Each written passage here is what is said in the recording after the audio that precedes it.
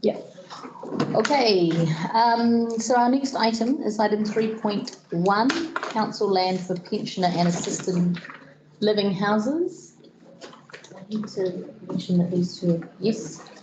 Both of our councillors, as they're involved in the reserves management plan deliberations, remove themselves from this conversation. Right, can I have a mover and seconder to receive the report, please? Thank you, Jeremy and Bill. I'll second, yeah. Any discussion? Do you want to leave with your thoughts? Me? Yeah. Yeah. Okay. I too felt that this. Are we waiting for John, or are we just going? He was online, but he was on hold. He had himself on hold while we went to morning tea, so I don't know. I've messaged him and told him we're back. So is Nicole there? Nicole's there. Good morning. Morning, I've just Nicole. messaged John as well, so he should be joining us shortly. Okay. Carry on. Yeah. All right. I did feel that this felt a little bit sort of not in line with some of the thinking and conversations that we'd had around this table in terms of, you know, we would like to find some space and we're supportive of these two groups and what they're trying to do. I personally would like to see if we can have a conversation with the bowling club at 92 Cook Drive. They were initially really supportive of the concept and had some space there that is not being used. And then some things happened with a nearby subdivision and they kind of got very cold feet and moved away from the discussions. And I personally would like to see if, I'm not sure who the right people are, whether it's the board or council staff or those folks that are trying to make this happen, approach them and see if we can get them back around the table and have a conversation. So proximity to town, for me, it makes a lot of sense. I have a concern because I'm not sure where council sits in terms of responsibility for providing a piece of land for this purpose. Haven't we, through the chair, haven't we addressed that before though, that we have the capacity to do that? If we could find the appropriate piece of land per se, but we have the capacity or the mechanisms to do that, and there are precedents in other council districts and wards where this happened. As a board, I remember the discussion we had with Stephen Whiting when he came in. Yes. We've had conversations around the lack of affordable pensioner housing before.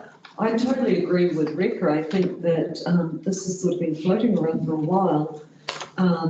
Personally, I actually quite like the School Road site because having lived in close proximity to it, it doesn't get used. Yeah, I accept that, but wasn't Whiting's proposal using the land by the bowling club? Yeah. Yeah, Regardless of that, Bill, no, I'll just finish what I was saying. Regardless of that, there needs to be a site identified. We're sort of going away from the School Road one, which is actually quite a big parcel of land, and it's quite private, and people just don't even know it's there. You know, at Rebecca, we were saying that we want to hold on to our green spaces. It's very important to have green space, but they also have to be in a place where they're easily. I'd like to see a discussion or, you know, a working group around finding that, together with staff, finding that parcel of land where we can facilitate this to happen. This report, concern about losing green space. It seems to be a worldwide phenomenon, and I'm nervous. We can look a little bit into the future, but not far enough. I suspect that there might be a commercial opportunity somewhere. John's just come online. He might want to talk to this report, or we might just ask him if he. Hi, John. I can't. Good morning, Madam Chair. Oh, you look like you're somewhere absolutely tropical. It's Hahe, you know, the best place in the world. Good choice. Yes. Right, sorry, we have started discussions about item 3.1, but just hand back over to you if there's anything that you wanted to say. Sorry, Madam Chair, just distracted by cell phone. Yeah, look, this is a bit of a tricky one in the sense of, you know, it's not uncommon to have a demand for uses of our pieces of land, and in the Mercury Bay area, you don't really have any fee simple land left. Your reserve land is all you've got. So the tension is always between that long-term preservation of public open space or whatever, however it's classified, and thus trying to meet local demands of different types. So in this case, we've got a request for aged care and persons with a disability. Both of those, central government has a stronger role to play, but notwithstanding that, it ends up, you know, becoming a local issue because they're on our doorstep. So the only way you can make that possible is you have to sacrifice some of your reserve land. Now, as Bill just pointed out, you know, you do it for one group, then the next group, then the next group, and slowly you'll chip away and you'll end up with not much of your reserve stuff left. So just in terms of process, this is a political decision. The board can support this. We'd have to go through a change in classification processes to make it possible, which is outside of the reserve management plan process, which is happening right now. So I suppose it's, on one hand, it's timely, on the other hand, it's untimely, because you've got to be impartial about your consideration of the submissions that have already been received to the reserve management plan process. But unfortunately, the Reserves Act still would require us to go through another public process to change the reserve classification if that's something you wanted to do. Because all of the 4 sites have been identified recreation reserves. So you'd have to change it to something like local purpose, assisted living, pensioner housing type reserve to get there. Okay, thank you. And 4 sites are identified. I can think of one other site. I mean, were they only picked on their sort of proximity to town, or how were they selected? Yeah, both of the applicants need, because of the nature of the people using them, either, let's say, fairly aged or disability, they wanted to be very close into town so they could walk to amenities. So things that were outside like a 1.5 kilometre radius were really discounted for that reason. I suppose through the chair, thinking about eating up the existing reserves that we have, perhaps there is also a wider question about not creating new reserves when developers do develop large parcels of land. Particularly the Cook Drive and School Road ones are not utilised by the public very much at all. You know, so why are we not, for the likes of waterways, getting swathes of land where there's a lot of housing being built for kids to throw a ball around on? I think. Can I answer that? Yeah. I can try. Yeah. So through the chair, we do get land from subdivisions when they're created. They do provide parcels of land, but often we've got the last thing we want, obviously, is lots of little bits of land all over the place, which isn't that useful. So there's a balance between getting neighbourhood reserves where kids can throw a ball and play, and also getting reserve credits that we can actually add towards doing something bigger and better. So so I think that's managed fairly well from my perspective as we do that with developers. Yeah. And with waterways, that's Yeah. Jeremy. Thanks for the report, John. I guess from my perspective, I think essentially think that we should, in principle, be sort of investigating the opportunity to house some of these facilities. The bowling club stands out to me as obviously it's already been utilised by the bowling club, and being down there only the other day, there is a huge area of space that's sort of, in my opinion, been not utilised. I understand the logistics around obviously having to reclassify it. So I'd like to see us at least engage with the bowling club if that's an option. Yes. Because that would be a preferable site, certainly from my opinion, because we don't at that stage lose any ongoing green spaces, I guess, because it's already been taken up by the bowling club, which has got a lease to 3031, from memory serves me correctly. And then the second part to that is, one of the obvious things is a lot of these reserves spend long periods of time unutilised for exactly this reason, for essentially a rainy day or what we don't know. And do you take the approach that is really not serving the community well, I guess? And would it be possible for a scenario where we have buildings, certainly the new building practices are, you can put a building down as a temporary structure, quite a fit for purpose building for this type of situation. And maybe there's some duration around lease periods with the understanding with these type of trusts that there may be a point that they have to be removed if there was a valid reason for that reserve to be used for another activity as such. But certainly in the short term, because for me it would be a shame for a reserve to sit empty for 10, 15 years when we lose the opportunity to help the community as a whole at no cost to the ratepayer, and that's been made very clear. So in principle, I support us trying to do something, and I'd like to see us sort of take that on, because I think from the pensioners' point of view, there's already 9, but if we could double that, and certainly people being able to live alone with disabilities, it can only be a good thing for us as a community. And I think Alan will correct me if I'm wrong. The council does have a social responsibility in their values, I think. The general well-being. So. So can I just pick up on that? So I just looked up the Local Government Act, so section 3D of the Local Government Act, just so everyone's clear, says that the Local Government Act provides for local authorities to play a broad role, whatever that means, in promoting the social, economic, environmental and cultural well-being of their communities, taking a sustainable development approach. So that is part of that fundamental purpose of local government.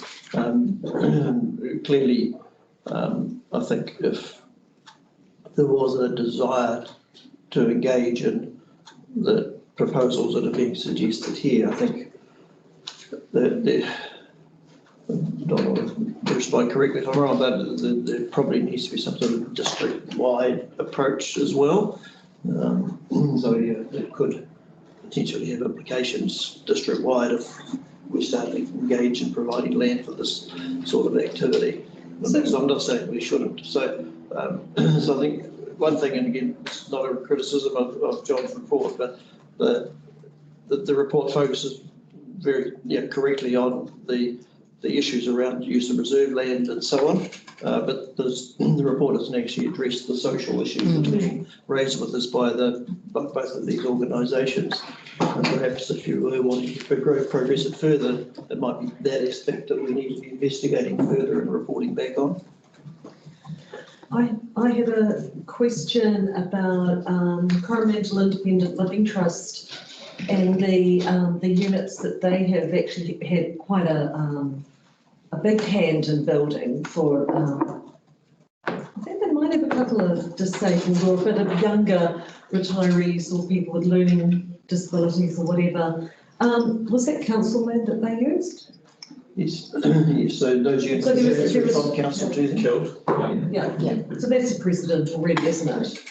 Well, the unit, just so it's clear, the units that they were council units that were transferred to the trust. But I'm thinking recently, because they've just done a new lot of, more modern ones. Yeah.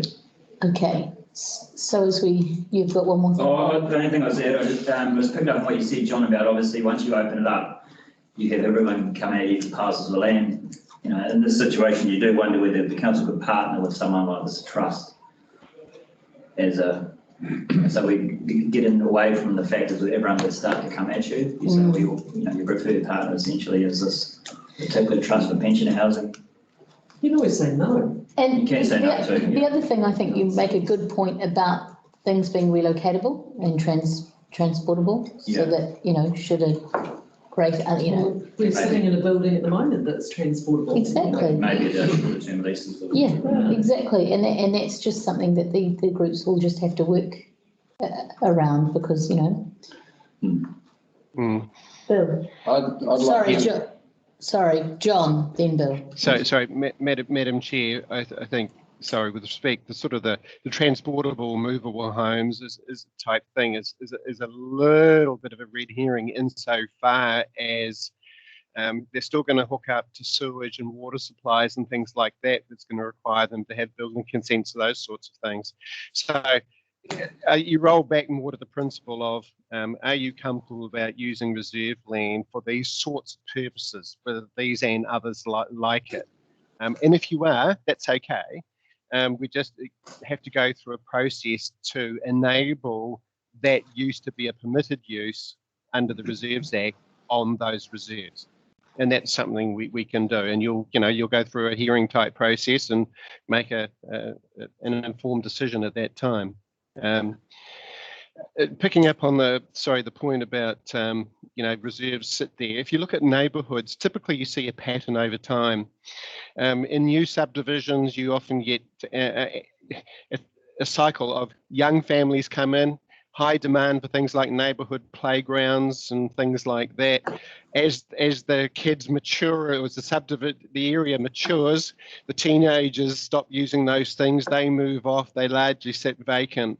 And then after about 20 years, you actually start the cycle again when that becomes more affordable housing and younger families move in. Exactly. So there is a life cycle to reserve use, if you like. But it all comes back down to this. Look, if you support these sorts of activities on the reserves, we can go through a process to make it happen. Okay. Yes, Bill, sorry. Yeah, John, I totally agree with you about the cyclic effect. Totally agree with you. My concern is that if there is no alternative to a reserve land, then it becomes a conscious issue. But looking at those 4 items there, I'd like to have a closer examination of those 4 sites considered and possibly others, where they could well be utilised. I know the White Street one, I know the 137 Albert Street, 50 Robinson Road, not sure about, but that is close to town. It is unused. It's not reserves, as far as I'm aware, or if they are reserves, they're not occupied in any way or used in any way. So my recommendation is that unless we can find a better alternative, I'm reluctant to support something at this stage. I certainly feel like pursuing that bowling greens. Yes. Were you part of those initial conversations, John? No, I wasn't. No, I wasn't, Madam Chair. No. Yeah. Yeah. You feel comfortable with that? Yep, I do. Yes. Did you want to add any comments? We look to ask the question if the bowling club site can be sort of and review the other ones. For me, that would be option 1. Yes. For obvious reasons, it's already been utilised. It's not. Yeah. So I think it's very close to I'd like to think that bowling could work together and achieve something. Yes. And then if that wasn't, then maybe it's each reserves, critiqued and basically figured out what's definitely not an option and what possibly is. Yeah, I'd like to have a closer look at the options, because Robinson Road is close to town, for example, and I can't see there being any damage done, but I don't know its status, whether they are currently reserves or what. So if we look at the resolutions, number 2 supports the aspirations of the Mercury Bay Community Fund and the Mercury Bay Enabling Good Lives Trust in principle. In principle, yes. Can I ask one question, maybe John can answer? Has anyone discussed lease periods for this type of, is there any duration on a lease that's been proposed? No discussions have not progressed that far. The first point is there any land available? Then discussions would take place with leases. So the Reserves Act allows you to grant a lease up to 33 years, obviously a much lesser period, and it even provides for a renewal of another 33 years. So you've got a total of 66 years potential that you could. And the current one the trust has for the 9 places they have, do you know the details of that lease? not off the cuff through you, Madam Chair, but it was long term, and we do have other leases with Kilt, for instance, and Coromandel. Again, they're fairly long term leases. Copy. Okay, thank you. Sorry. No, it's absolutely fine. So sorry, coming back to our resolutions. So point number 2, we talk about supporting the aspirations in principle. Yes. So we would perhaps stop it there and then ask that the bowling club site be looked at, further examined as a possible solution. And Preference 1 or? Yeah, as our preferred option. Preferred option, yeah. Yeah, and others, just in case, because it's possible. I know that Albert Street is close to town, Cook Street is close to town, so it covers the 2 points that the social activities required. If they're out in the boonies, that's not going to fly. Okay. Yeah, so I'm really happy to support what we're trying to do, but obviously the land that is presently occupied, for want of a better word, at the bowling club is number 1. But I'd like to have the opportunity of reviewing. If there are others. Yes. Other than these other 3. Yes. Okay. Yeah. All right. It does make sense, yeah. So how does this sound? So after principal, I've got staff to revisit the Cook Drive, in brackets, Mercury Bay Bowling Club site and review other sites. Other available. potential sites. Other potential sites. Yes. Yeah? Dale? Yep, perfect. Right. Do you have any comments on that revised resolution, John? No? Well, only insofar, Madam Chair, is that as we revisit those sites, you've already got in front of you, contained in the report, the material from the current draft reserve management plan. So none of those sorts of uses are identified through that planning process so far. Right. We couldn't really identify appropriate other reserves that were there. So I think it's more a case of, if it's the intent of the board to try and offer positive support, all things considered, then to target which ones you would prefer us to explore further. So obviously with the bowling club, we would have to have discussions with the club, because they've got a lease over that land. Some years ago, there was an approach from the local trust in terms of pensioner housing, and it was discussed that as a potential site. At that time, the bowling club was not opposed to it, accepting that they'd have to agree to a surrender of their lease to make that possible, as well as all the other change in classifications and things. So I suppose Madam Chairman, I'm also just fearful of you just leave it pretty open-ended at such other sites, is that, it doesn't really give us a strong lead as to really what you want us to do. Well, my feeling, John, is that it's such a sensitive situation that I think if we don't explore these other sites and decide whether or not they are possible, that it's difficult for us to make a very strong recommendation. We certainly are in agreement that the preferred site is the one by the bowling club, but that doesn't necessarily exclude any other sites. So, I mean, what's excluded is its proximity, right? So there's still, I mean, we can put a radius and say, well, it has to be within this radius. If we can capture everything in your report that's in that radius, yes, I'd suggest there is no other properties to consider, and that may be it. Do we make the radius 2Ks from the Maybe centre take of some town? guidance from Alison and the trust to say, well, what is that number? yeah. And the other one that's not clear to me is what square metre they're requiring. Has anyone read that? Like what size parcel of land are they actually?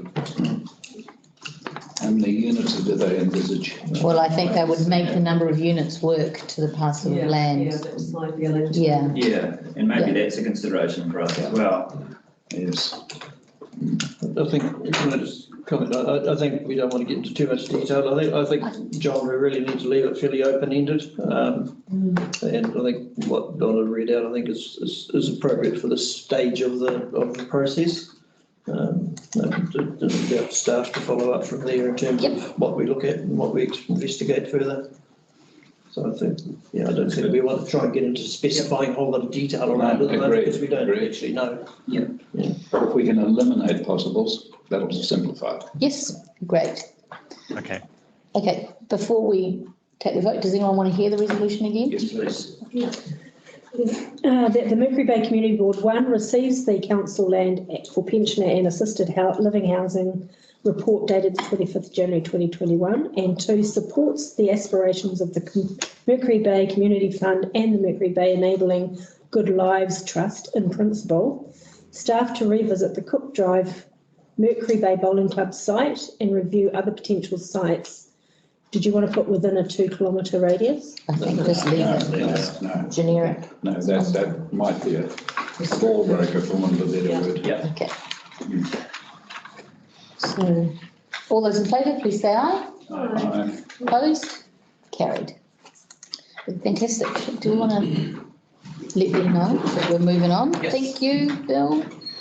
So that takes us to item, We need you. not 3.1, We'll come back. 3.2, No, what the variation to the lease of the Fens. Thanks, John. That's right. I'll talk to this one too, Madam Chair. This is yours, okay. So Madam Chair, the board has previously considered some rearrangements with Fens at their site. As they've progressed, they've identified that they'd like to retain the small parcel that they had agreed to surrender, which was basically a shed on the site next door to the fire station in which they stored a boat. Then originally they were going to move it under a new stairwell that was going to be built on the fire station building, but they now want to keep basically the shed where it is. It's at a slight kink of a few degrees, but that's what they want to do. But so just to effect that, we're just saying revoke the earlier decision to surrender that small portion where the shed is. Okay. Can I get a mover and a seconder for this report? I will move. Thank you, Delly, seconded by Bill. I haven't. You made eye contact first. I need to read that again. Give me a page, please. Page 38. 38, okay. Right, Seconded by Murray. Oh, I'll second. okay, sorry. Anyone have any comments? I think it seems quite straightforward. All those in favour, please say aye. Aye. Opposed? None? Carried. Fantastic. Thank you. Was that flood Thank you, Madam free? Chair. Thanks. All right, and that takes us to our item 4.1 on page 40, the Mercury Bay Community Board Work Programme. Can I please have a mover and a second to receive the report? I'll move. Thanks, Delly. Seconded by Bill. Well done. Any discussion?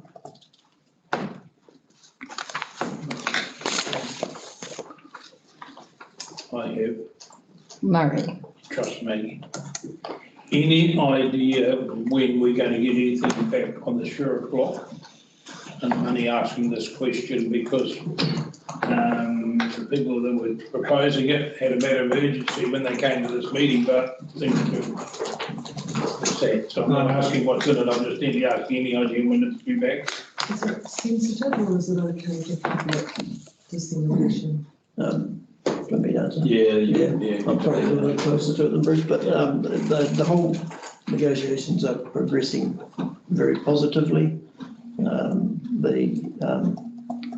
The organisation that we're in discussions with have done a lot of work to progress the whole thing. We're currently working through all of that at the present time. So a couple of months, Yes. by June.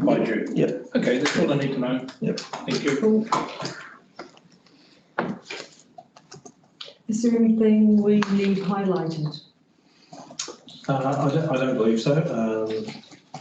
No, I'm happy to take any questions. You'll see there's a few projects where we've had a few challenges and maybe we've had to expend more money than what we initially anticipated. We will pick it up through budget revision processes. There's good reasons for that. So Bruce, sorry, it goes like your revised contract, your amber. Yeah, normally, and again, what I would say is those are pretty qualitative, those assessments. So my team will rank those. Sometimes I'll overrule them if I think it's actually they've been a bit too optimistic with their colour choice. Yeah. Normally goes that direction rather than the other direction. So I do look at those, but generally I'm pretty comfortable with that. And obviously the red ones are the ones that we, are most concerned or focused on. There's a few in there that starts get through a few more blues popping up for completed, which is good. And a few that are completed and we're just waiting on external funding, funding money to come through and things like that. So, but yeah, overall, I'm comfortable with the way things are going on the Mercury project. What's the ingredients in there? No. Get those out. All right. That's good, and that seems pretty straightforward to me. Didn't pick anything up, but. No, it looks really good. Just one question. So it's only landscaping we need to do at Escape Home? Or landscaping and lighting? Andrew's over there. You are there's sneaking in there. landscaping to complete as part of this contract and the shelters. Oh, yeah, I forgot about me. Engineering company, the lighting is always additional. Okay, right. Thank you. Any more comments? No? All right. All those in favour? Opposed? None? Carried. Okay, so item 4.2 is the Mercury Bay Resource Recovery Centre on page 45. Can I have a mover and a seconder to receive the report? Tony, seconded by? Yeah. Murray, thank you. Do you want to talk to us or? I can do, through the chair. This is quite a simple report in one respect, as Manus alluded to this morning.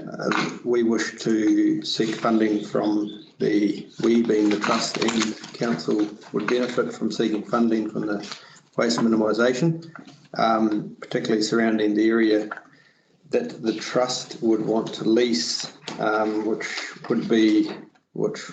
we would enter into a memorandum of understanding before we enter into a lease, of course, but it would be the area with the shop and the workshop and the resource recovery centre, and we can seek 90% of funding through the trust, whereas council can't. And so that's one aspect of the report. The other aspect of the report is just to allow us, I don't think in the past have officially said through council that we want to start occupying a detailed design on this site. So it's just formalising that process. We haven't said what? That we wanted to progress the design as per this concept that we've presented on this site. I don't know that sort of box has been ticked, and we're at that stage now that we have funding this year to do the detailed design. We want to get on with that. And there's a little bit of pressure too with the memorandum of understanding that Manus alluded to, that they start applications the 30th of April, so it'd be good to have some sort of agreement that they need before they can go and apply for that funding. And that allows it all to progress on. And is there a preferred site other than what we're talking about? No. So we looked at in the early days, we looked at keeping it where it is, but because of the proximity to residential properties, the ongoing issues, half of that land is on reserve land. Apart from that, the other benefit to this site was utilising existing infrastructure, and the land is suitable for that activity. Other lands, sort of like John was alluding to, are reserves and things that are not suited for that activity. Right. So the plans haven't changed to the plans that were last presented to this community board? I think that was through the chair, that was at a workshop. Yes. So no, the plans haven't changed, except that we are now because that has the resource recovery and everything in it. Yes, but it also. So what we're talking about, and I'm just very conscious of a bit of banter this morning, this is not different to what we as the community board said, but what we're now doing is entering into a vehicle with these groups now where funds will be available where council couldn't get those funds. So the purpose of the exercise is to, well, where we are, because a lot of claims made this morning, which we've done a lot of work before they even entered on the scene. What we're looking at is a vehicle to go for some alternative funding.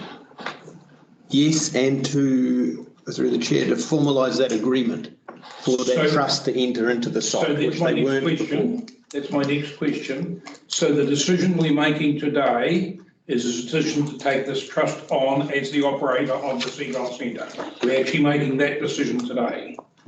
You're making the decision to council recommend that the memorandum of understanding with the trust, yes, to develop. Because as a consequence of entering into the memorandum of understanding, they're going to go and get funding. If they get funding, then that is going to give them a right to operate the Seagull Centre as a consequence. So that's the way I see it. So today is not simply just into memorandum of understanding. I want everyone to be, because that's why I interpret it.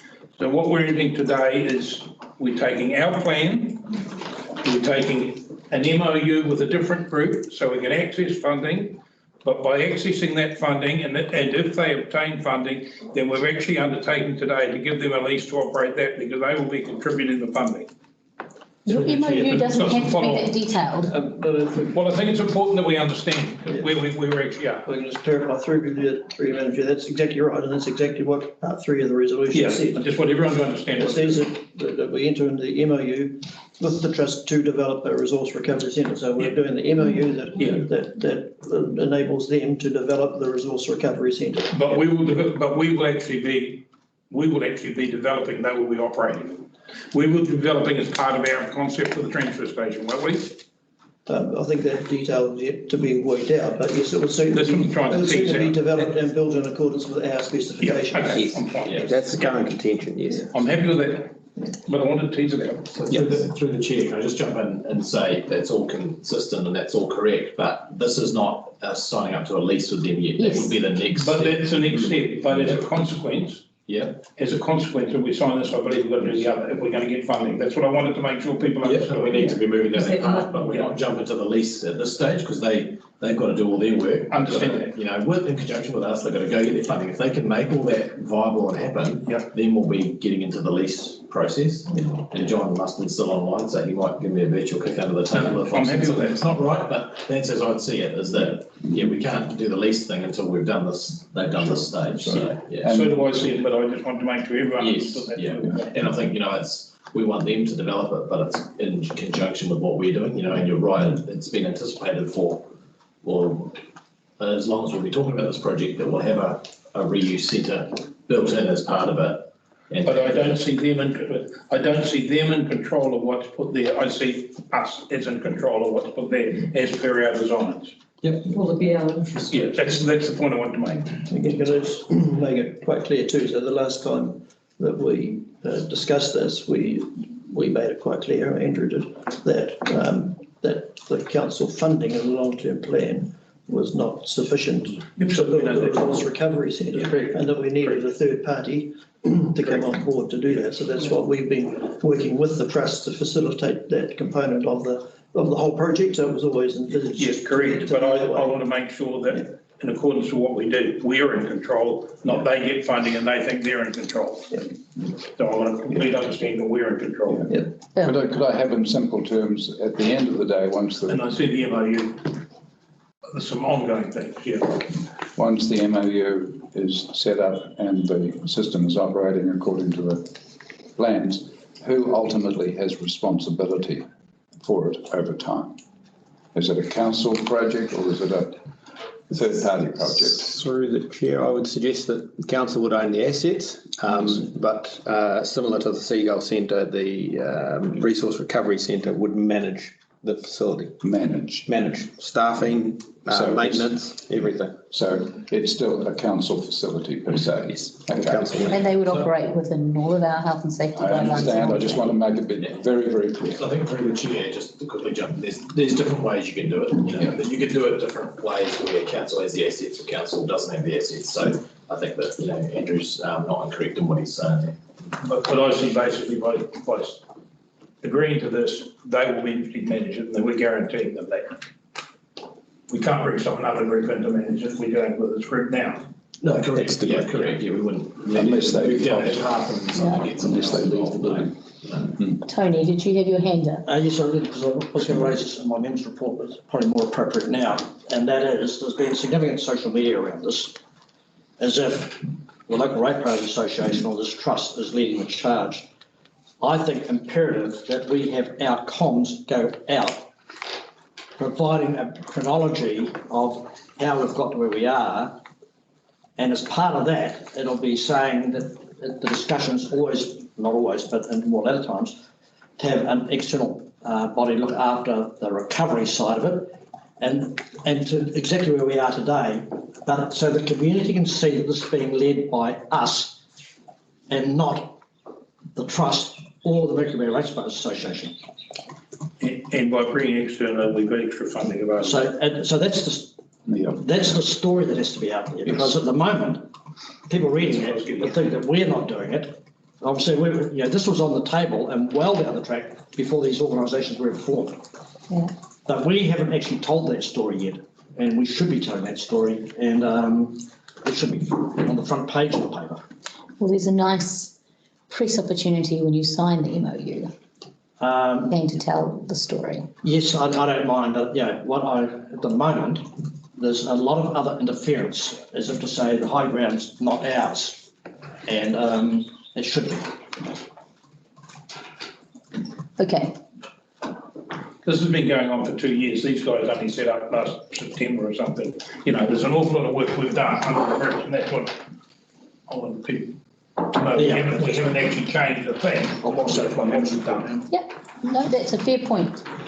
Jeremy. Andrew, I was just going to ask if we have any sort of completion date any further on with sort of, I know there's a lot of work to be done, but. Yeah, through the chair, with these big projects where we have a concept design, we have an LTP that's currently been under review and approval for that next year's funding. As we progress through the detailed design, we'll know more. It was released in the press that we would be finished by Christmas of this year. That was not the case. No, exactly. We won't be finished by Christmas this year. I think if we were finished by Christmas the year after, which would be 2022, we would be a lot closer to a deadline for a transfer station to be moving in there. We also have the contract and everything else to consider at the same time. But yeah, so if we could get the earthworks done in the upcoming summer, that'd be great. And then there's not a lot of infrastructure involved in the site. But yeah, I think... Will it be a staged thing? Like, could this be operating prior to the rest of the site? Through the chair, yes, it is a little bit of a stage thing. We're already we've got glass bottles out there now for our summer storage. I had a ring today about doing some chemical recovery. We're talking about doing e-waste there. So yes, it will slowly morph that way. But as far as I think from our contractor's point of view, they will want to transition immediately into a completed site. We could stage it with the recovery centre starting earlier. But yes, to answer your question, yes, it can be. It's October 2023. So through the chair, we've got a workshop later this month. When? Yeah. 27th. 27th. Can we possibly put waste recovery and staged, getting those other things that feed into this project off the ground as well, which includes community education and comms and I'd quite like to use Laurie's word to tease the topic of what we can be doing around supporting this project, even if it is December 2022, there are some things that we could actually make some real gains, make some wins on that. Oh, absolutely. So if we could make a note of that, Donna, maybe that we have a little bit of that comment. So through the chair, fantastic idea, love the idea of having a workshop. However, I'm nervous about being able to support the board adequately with the resources I've got at the moment. So as the board knows, I'm trying to recruit a solid waste manager at the moment. We've been through some interviews and those people were not the right people, what we're looking for. I did meet yesterday with an experienced engineer to see about doing a fixed term contract to try to help us out for 6 months while we continue recruiting, because I'm going to look at different options because it's just so challenging to find the right people. So I'm just a little bit nervous about being able to offer you the right support from a staffing perspective. Obviously I can be there and Andrew can be there from this project and all his work and Alan and stuff, but it's just, I suppose, trying to manage your expectations and understand exactly what you're looking for at that workshop. But I'm happy to do what we can do. Yeah, through the chair, I think a lot of the things that we've had sort of at the back of mind that we want to move to front of mind are things that we can do without staff, even in terms of educational meetings or relationships with various educational groups that will actually support you guys rather than create more work for you. Sounds fantastic. Yeah, because I totally understand the situation you're in. Yeah, I agree with Debbie. I think there's an awful lot we can do outside the physical. Yeah. Totally agree with you, Debbie, on that. I think we've been very lax on what we're, the comms have been awful on that. Did you get your hands on that Kelly? Did you get your hands on that information from Raglan that you were chasing up? Chasing somebody up who was away, and I've now got, with the workshop, got a deadline to have to collect some support, preferably free support and resources to bring to the workshop. That's my goal. Right. Okay, so looking at the resolution as it currently sits, is everybody comfortable with it, or do we want to have some changes? Well noted that we want to do some comms around this, around the fact that this board has certainly talked about this for some time. It's actually wonderful to see it all starting to come together. And can we give it a name? Other than Seagull? No, well, that's Thames. Yes, agreed. Yeah, Agreed. let's have a competition or something. There was a chat. I always like that right. There was a suggestion, there could be some good comms around this in terms of ways that you can reduce your waste in the interim and a competition for naming the centre. Maybe we'll talk about that in our workshop. Yeah. Something It'd be to, nice to have some communication on that. Madam Chair, I have trouble with, sorry, I have trouble with the recommendation 3. And I have trouble with recommendation 3 because in recommendation 3, we say the Mercury Resource Recovery Centre Trust is developing a resource recovery centre. I would suggest council's developing a resource recovery centre, or they're providing some funding and management. Yes. But we are actually doing it. We're not giving them carte blanche to do it. We're doing it, and that's on their plans. That's just the way I read it. Probably some, through the chair, probably some syntax, just to tweak the words. tweak some wording. Yeah. Get the words sort of thing going. Yeah, I know, totally understand where you're going.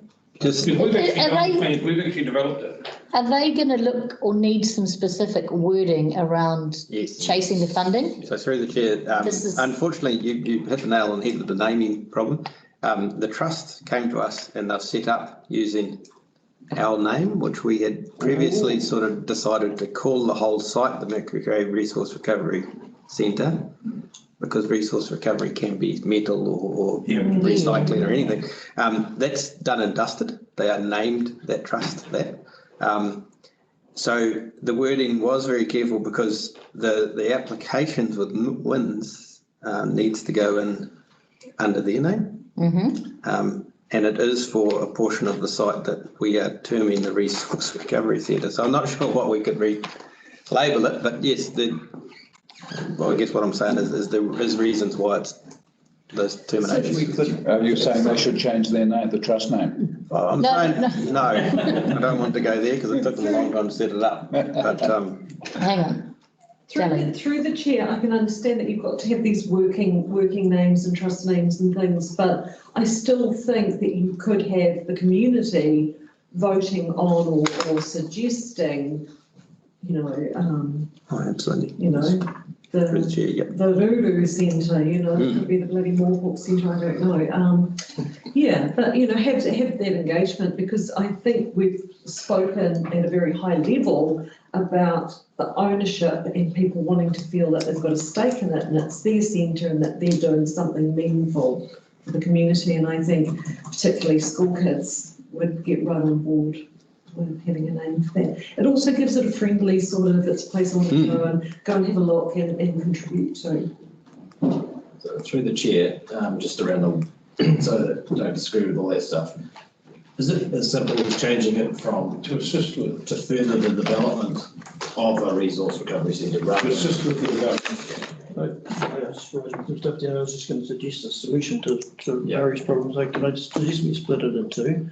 So the first one reads, recommends to council that the development of a resource recovery centre at the new Whitianga transfer station be approved. Full stop. Then add a new number 4 that recommends to council that the development of a memorandum of understanding with the Mercury Bay Resource Recovery Centre be approved in principle. So you're just separating the two things. Yep. So we're approving the development of the centre first. Then we're approving I accept that, because we're doing that, and that's. Then we're approving the MOU as a separate thing. I'm happy with that. Split it in two like that, and still gives them what they want. Yep. Yeah. But well done. All right. Yeah, sounds good. And that's why they pay you the big bucks, Alan. Does he get paid? Anyway, right. Andrew, are you, I don't even know if I can ask you, but are you comfortable with that in terms of what this trust will need to go away and develop what they need to do? Yes. Yes, right. Okay, As long as Andrew's happy. Right. so we have a change in the resolutions. We don't need to hear them again? No? All right, all those in favour? But hang on, has Donna captured them? I've got it written down here. Alan will, So somehow they'll move she'll get it off them into me. there. Okay. I know that this process works. Yes. And cheers to all the hard work that's gone in already. Yeah. You can almost smell the completion now, which is great. Okay, as I was saying, all those in favour? Right. Opposed? None? Carried. Thank you, folks. So that takes us to item 5.2, which is our action schedule report on page 50. 5.1, yes. Oh, my piece of paper says, Yeah, it got changed. sorry. 5.1? Okay. I'll maybe move it. Thanks, Tony. Seconded by Deli. Right, do we have any questions, comments? Gosh, 19th of August 2020, we're looking at a workshop on waste minimisation. So that'll be on our agenda for the next one. It may even have been earlier than that. I think that's just when we started this action schedule. Yeah. I noticed there's a couple of closed ones. No comments? The ferry one, I have Marguerite Mueller on the phone here. It's in progress. Yep, we're still investigating that. They've all been reported back in due course. Okay, cool. So I'll just say it's Still active, we're still working on it. active. Cool.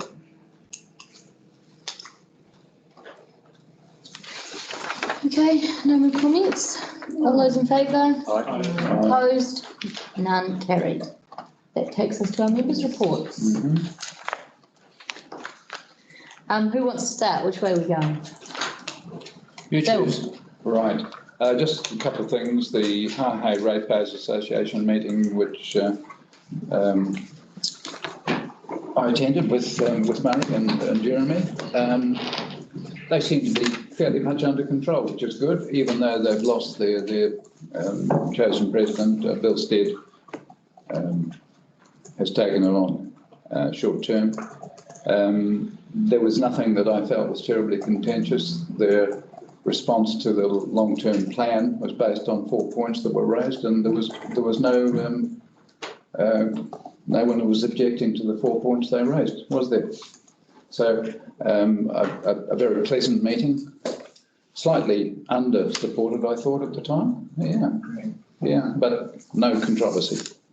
The second one is I've had a significant number of telephone conversations with Linda, who seemed unwilling to accept that there is some truth in what Gary Taylor has been telling us.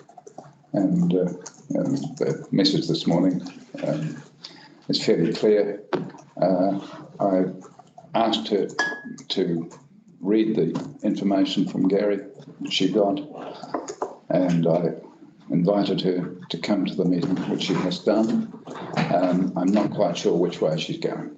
I understand there's a meeting set up with her this afternoon, and Gary? Yeah, Gary and I are meeting with her this Okay, afternoon. well, good luck with that, yeah. And the final one, while I was on the golf course yesterday, I was told that a request for service has not happened regarding street lighting in Kupe. And yeah, that's terrible. yeah, so I'm aware that he claims that he's had a request for service and it's been acknowledged, but nothing has been done. And he says that he brought it to the attention 15 months ago or something. Correct. Yeah. So his name is Jeff Dixon, in case you need to follow up. But I assured him that street lighting was a council thing. I think the issue there is the power to the North street. Power, not us. It's North It's the Power. power to those, Power supply. that bank of lights. One of them got hit by a car Yeah. 2 years ago now. Okay. Well, is it possible that information can be relayed to him? It is. I think, It has. yeah, I've seen an email. Ah, so he's got it wrong. And I've got it wrong by thinking it was a council thing. No. Well, council does the street lights, so the council has commissioned North Power to solve the problem. And North we Power did that haven't, 15 months ago, and it hasn't yet, I think it's longer, I think it's nearer 2 years. Yes, so that was the. That hasn't yet Okay. happened. So we are recommending to people that contact us that they contact North Power directly. Was it Powerco, whoever it is, directly. Yes, he mentioned that there was North Power, and I perhaps wrongly said I thought it was a council issue. Yeah, Well, it is in terms of we provide the street lighting. yeah. But we contract them to provide the power to the streetlights. for us. Okay. Correct. So what do you recommend? That's where it's falling down. Yeah. So what are you suggesting I tell him to bring North Power? Yep. That will go down quite well. Not. No, it's not your problem or our problem. But it is a problem. Okay. Support what you're saying, but with the community board in support of that, also go to North Power to say this has been out for 2 years. Yes. And it's got an issue. You know, can you give us some undertaking that'll happen, because it's our citizens that are affected by no lighting. Yes. Yeah. So I understand, because that's what I've said. Yeah. Yeah. North Power is your ring, but maybe we need to give North Power a letter asking. Our radio manager has done that many times. Okay, so there we go. Perhaps that should be in comms. Maybe that's something that our friend around the side there could make a note of. Yeah, I think just sorry, through the chair, just I think put the other thing, it's Powerco, not North Power. Okay, well. Yeah, just so we're not kind of. Okay, well. Yeah, no, it's Not getting related, limited about wrong people. It's understandable the confusion, because as Alan said, streetlights assets are ours. Yes. The bulbs and everything, so if Yeah. the LED bulb goes out, it's Yeah. our issue, so we get Right. to RFS to us. Right. But if you've got a street that's out, it's generally always a fuse or a power issue from Powerco, so there is that kind of dual thing, but as Alan says, the rating managers Right. involved, and I don't think there's anything else we can do at this stage. But a fuse is replaceable. A lack of supply is a different argument. Yeah, just to clarify, I think there is some reasonably significant work that Powerco need to do to fix it. Yeah. But that's no reason for not having it done. It's been out for a while. Well, if I may ask through the chair, would someone please give me a recommendation of how I should respond to this request for information from? Staff will respond. Yeah. And I think that's happening, because I have been copied in. Ed Varley's been communicating with everybody that's contacted us. Yeah. Another person. So we're in the hands of the suppliers. Yeah, absolutely. Okay, and they are not pulling their weight. They're not flicking the switch. How revolting. We need to get a spark out of them. Yeah, sparky. What? Maybe they're not at home. Tony. Right, well, I've submitted my report in writing again. Thank you for that, Tony. I got that, thank you. So if you haven't got it, I think I did share it. Yeah. okay. So Waikato Regional Catchment Committee meeting, I went there as an observer. Very interesting that that thing's moving back to almost catchment boards where groups of farmers with diggers draining land are now in charge of that and not bureaucrats, given it's taking about 60 to 70% of their costs out. So it's interesting that that's on the move. I went on this field trip, Regional Transport Committee, had a look at the rail system, which is pretty impressive, I might add. The new container port and the expressway. And when you see the amount of money that's being spent there, it's pretty easy to see why it's pretty hard to get money to spend anywhere else on anything to do with roads. But what I would say is there's a new guard in NZTA, and there's a lot of young people that are enthusiastic and well qualified and well experienced. And there's an awful lot happening in that space. And Ed Varley is well inside that. And I think I've said many times, but Ed Varley is, his credentials are recognised throughout those organisations. And he is a highly, highly experienced man, and we are lucky to have him. So he's working on a lot of other stuff. When you hear people talk about speed and better management of what's going on, that work is in train. The SMP meetings, I've been to many of them, the ones I did online. If you see one of those coming up, I'd suggest you hop onto that by Teams to see the calibre of people that are contributing to this process. There are some wonderful people doing some fantastic things in the community on a totally voluntary basis. But the messages that have come out of this, so we talk about transit. So the new brigade understand connectivity and what's the other word I want? Not reliability is not the word, but where the roads are open at all times to get around. Resilience. Resilience. So those two words are like top of mind when you go and talk to these people now, that those are the words they're talking about. So where there are low-lying areas, they're looking at solutions for raising roads and doing that sort of work. So some good things are happening in that space. And in terms of people, if you've got a house that's in an area that's going to be inundated, in a plan, the insurance company is going to be driving this. This time will come. The best presentation I've sat in on this topic was a lady who is an independent person, and when you can't insure your house, that'll tell you whether you actually want it for capital gain or to enjoy. PowerCo had a presentation via Teams that I dialed into, and I thought the solution that they have is fantastic. Running wires and pylons is not the answer, it's putting generators into the key points, and Whittianga's one and Mararene's one. So when their usage goes up and they pay more, they'll have a generator kick in to add additional power into the network. So that's really, really good to know that I don't think many people have had power problems here since the work has been done, but this is additional help. The resource management, reserve management submissions, well, we've sat through a few of those. Went to Polestar's Gold Star at Marine, which is a very, very good event. The two ratepayer meetings I went to, I'll just touch on those briefly in a minute.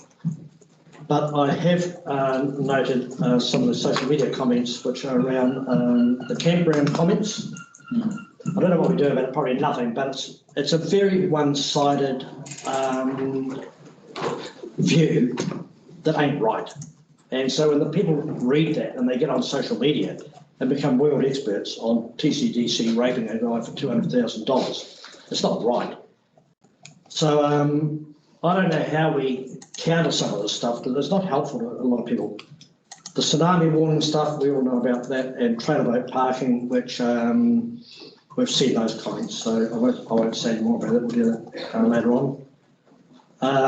I sent a note to the Chief Executive, and I think I copied Rebecca and Alan too, on the Monk Street building. And we've had an answer back on footpaths for the alfresco charging, so I didn't know that, and I commend it that over COVID we didn't actually start charging people. But as a PR opportunity for council, I think, should use those opportunities to say that we hear what you are saying, business community. We were planning to have charges, so if you want to go and operate your business on the footpath, there'll be a charge for that. But we are good people and we hear you, and we are waiving that stuff until such time as COVID's behind us and you move on.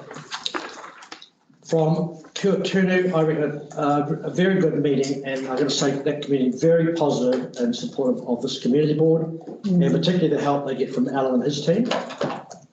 Interestingly, that group of Mercury Bay North ratepayers groups, they've had $375,000 from the Wyoming Pine Trust. Now 50,000 that's gone to a pedo, but they are well down the track with that.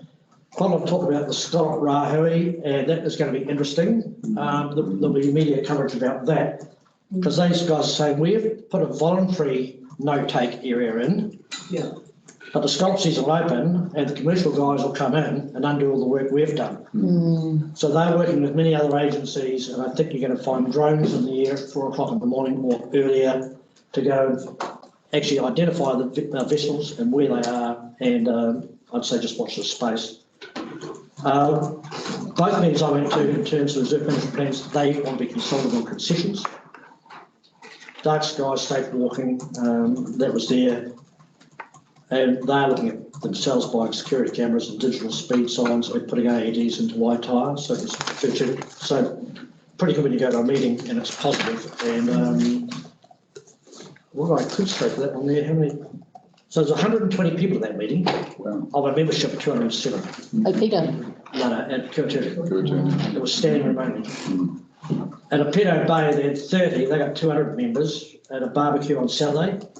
It's fantastic at that community, but they've got 250 ratepayers, and 175 which pay subs. So again, their issues were the scallop ban, the biosphere initiative, reserve management plans, the Blackjack Road. So I put some notes about that. So they've had costings on that, 3.1 kilometres, 2-point-something million to seal it, and then $300,000 over 10 years for maintenance versus doing nothing, leave it like it is and maintain it at $500,000 over 10 years.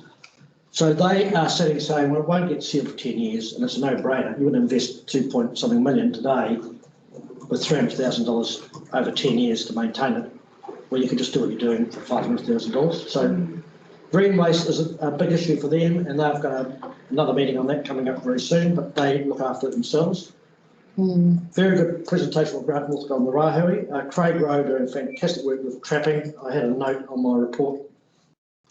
They had 64 traps and they're increasing that by another 100. And on Sunday he had a barbecue or morning tea at this place to brief all the people doing that work, and the number of bloody stoats and ferrets and feral cats and stuff they're catching, so they're big numbers. Fantastic.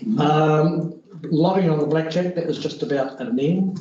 Chris gave an update on the biosphere, and the molluscs was the other thing that they spoke about, but I think what we're talking, if they're going to have them, it's a targeted rate, that's going to end up. So that's my report, and I wouldn't mind if my report was not attached to the minutes, so that my attendance and support for these communities is understood when they read our minutes, please. Thank you. I have got nothing like his comprehensive report. No.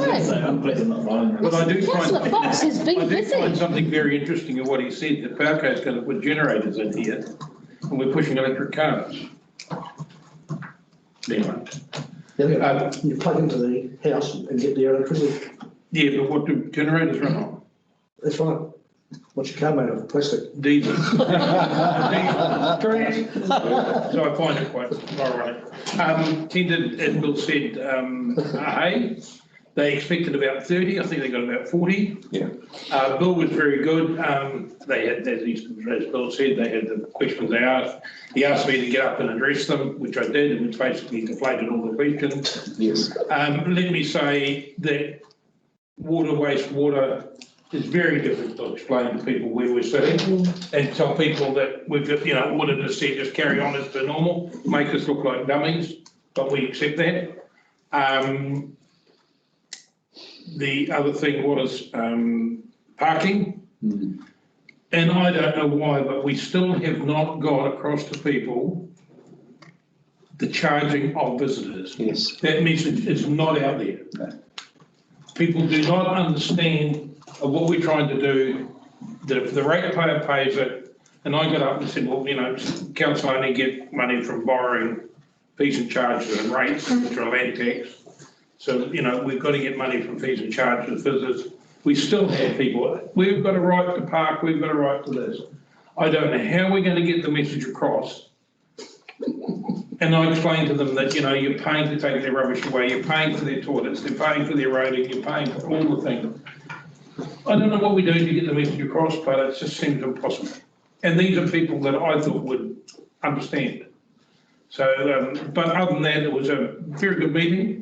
And I'm going to just make a comment, all the ratepayers and meetings I've been this year, all been so low key, so non-event. It'd be the quietest ones I've ever had in my political career around here. Very positive as well. Very positive. They know what we're doing, eh? Got to be a good thing. It's a very good thing. When I go back 10 or 12 years ago, you get kicked off. But, so your hard work paying off, Mark. So it's a good thing. No, it's a really good thing. Yeah. Thanks, Murray. Thanks, Rika. Well, Bill and Murray have really covered Hahe as well. I saw Murray did a great job at sort of getting the room educated on everything. And, no, he spoke very well. He did. And did a good job. And I think, where we can have those opportunities, we cover a whole bunch of stuff and get people educated. I think it is important to have people at these meetings, which obviously we try and do. Other than that, I think, it's great to see town humming for Easter. I think, of course, I've certainly had it's one of the biggest Easters I've had for a long time, so hopefully we're on the way out of this hole we've been in.